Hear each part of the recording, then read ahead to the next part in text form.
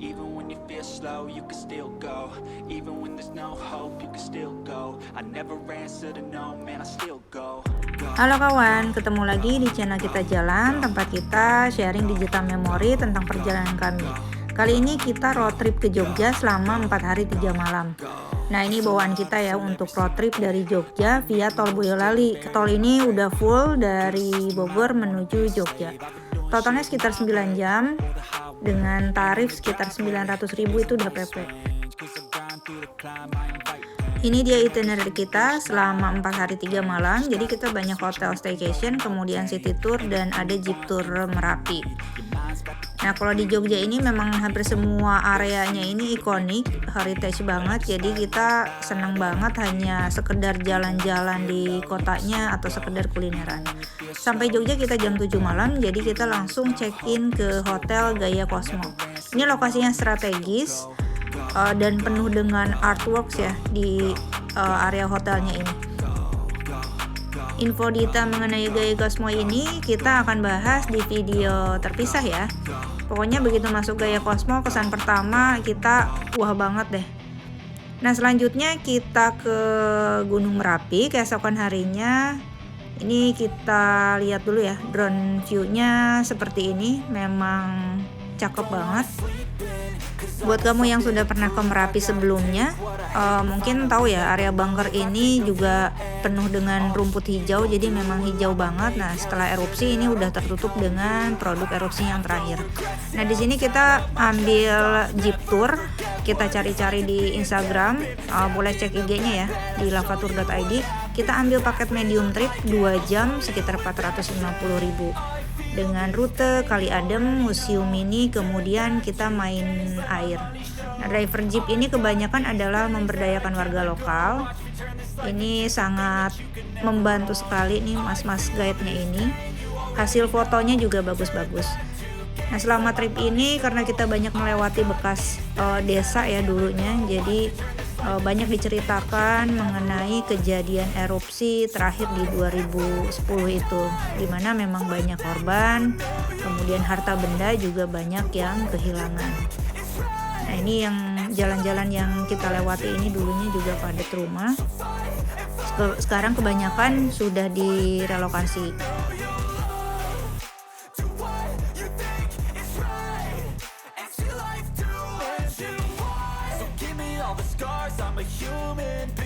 Kita sampai di bunker Kali Adem.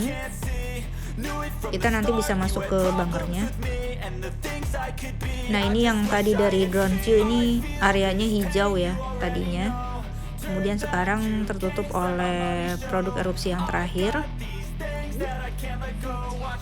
Nah, ini tanah yang tertimbun ini juga di kemudian hari tentunya akan memberikan kesuburan ya.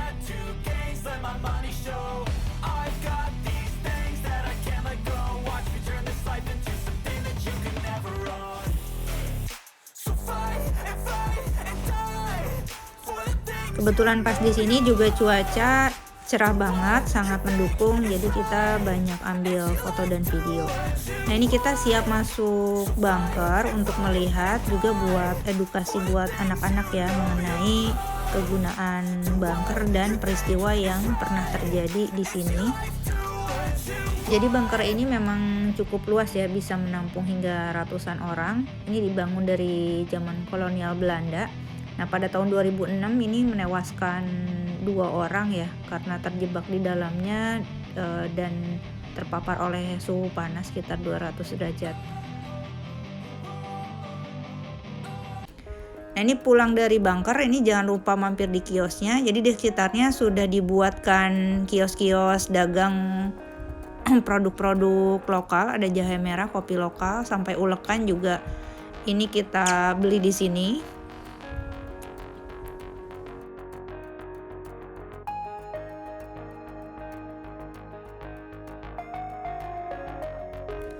Kita juga diajak berfoto nih di beberapa spot yang keren-keren banget.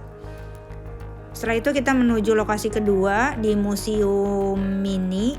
Nah, ini sebetulnya sisa bangunan rumah yang dijadikan tempat untuk mengumpulkan sisa-sisa harta benda yang tertinggal ataupun makhluk hidup ya, jadi sisa kerangkanya akhirnya dijadikan mini museum.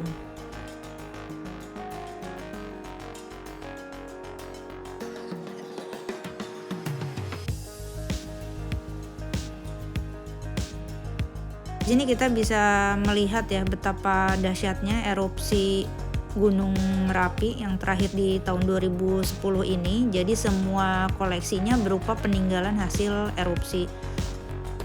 Nah, di sini ada jam yang merekord waktu kejadian, yaitu sekitar dini hari, tanggalnya 5 November 2010. Nah, ini semua barang hancur dan berubah bentuk, baik yang terbuat dari logam, apalagi plastik ya. Ada sisa rice cooker juga, ada televisi.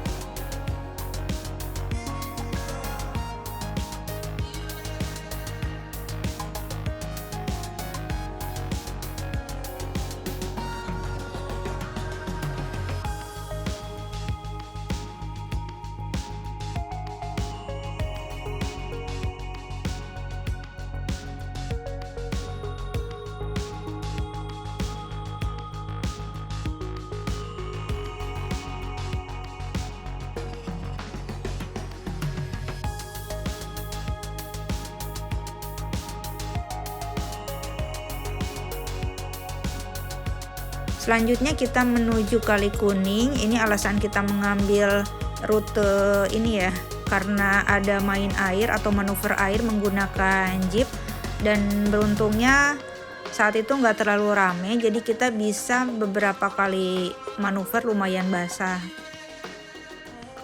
Tapi kalau lagi rame katanya sih nggak bisa bermanuver sampai berkali-kali kayak gini nih. Nah, kalau ke Merapi jangan lewatkan untuk ke Kaliurang sekalian. Jadi kita cari makan siang di Kaliurang. Besoknya kita city tour, jadi masih banyak spot di kota yang belum kita kunjungi. Kita main di alun-alun, ini dia yang memang paling ikonik ya. Kita nyebrang di antara pohon dua beringin. Nah, ini kita bisa melewati nih. Nah, kira-kira tipsnya apa ya biar bisa lewat kayak gini? Tipsnya adalah percaya diri dan kamu coba aja berkali-kali, mungkin pasti bisa ya. Untuk penutup mata ini udah ada disewakan ya di sekitar alun-alun, harganya cuma 5.000, tapi bisa bergantian sesama anggota keluarga. Jadi murah meriah dan seru. Ini kita lumayan lama di sini karena si kakak juga sudah bisa melewati pohon beringin.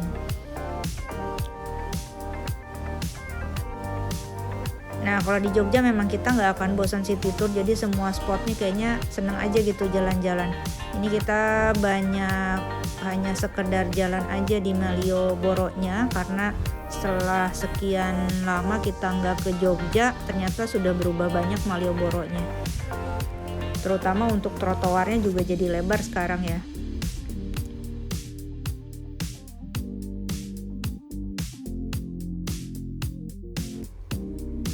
Nah, sekarang juga ada Teras Malioboro ternyata ya. Jadi pusat perbelanjaannya dipusatkan di Teras Malioboro 1, 2, kemudian Pasar Beringharjo masih ada juga.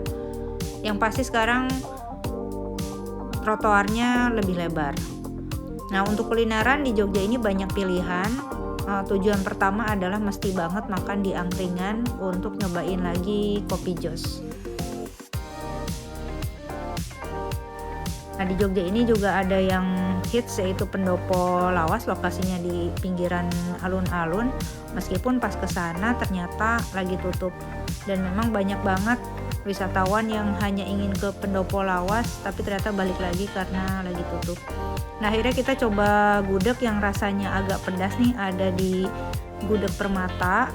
Lokasinya dekat dengan jembatan Saidan ya. Ini bukanya mulai jam 8 malam. Kita ke sana sengaja tepat waktu jam 8 teng, tapi ternyata udah dapat nomor antrian ke 27. Jadi kenampakan gudegnya seperti ini. Kalau biasanya rasanya manis banget, nah ini lebih pedas. Ini seporsi full ya. Ini bikin kenyang, hanya 33.000. Ayam kampungnya besar banget dan telur bebek. Lalu kita lanjut city tour untuk belanja. Nah ini nggak nyangka malamnya ini ternyata rame banget ya.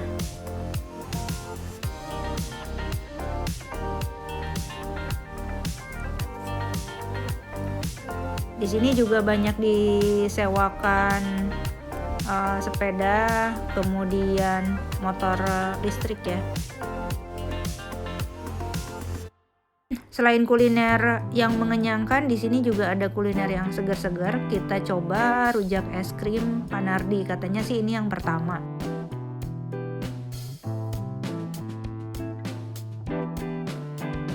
Awalnya sih sebenarnya heran ya rujak dicampur es krim, tapi pas dicobain kok rasanya ternyata enak juga. Apalagi ditambah sambalnya ternyata enak.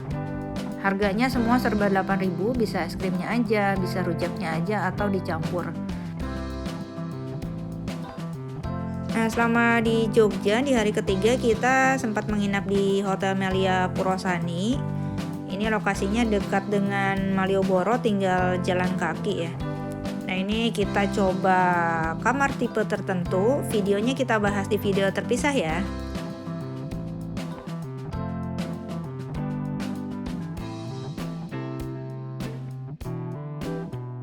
Ini saat yang paling males, waktunya pulang. Di perjalanan pulang, nah kita juga cari rest area karena start dari Jogja ini udah siang dan pas banget dengan waktu makan siang. Kita akhirnya googling cari di rest area mana yang paling oke. Ini ada di rest area kilometer 360, ada Tinari Cafe namanya. Tempatnya enak, adem, banyak pohon, dan ini sop balungannya ya yang enak banget. Ini dia hasil foto-foto kita selama di Jogja.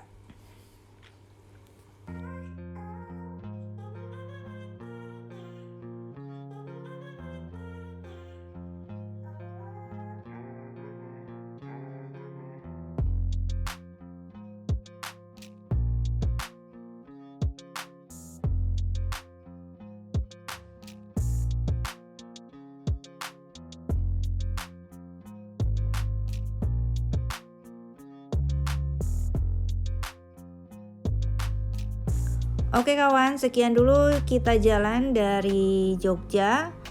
Semoga bermanfaat. Sampai ketemu di kita jalan selanjutnya dan happy traveling.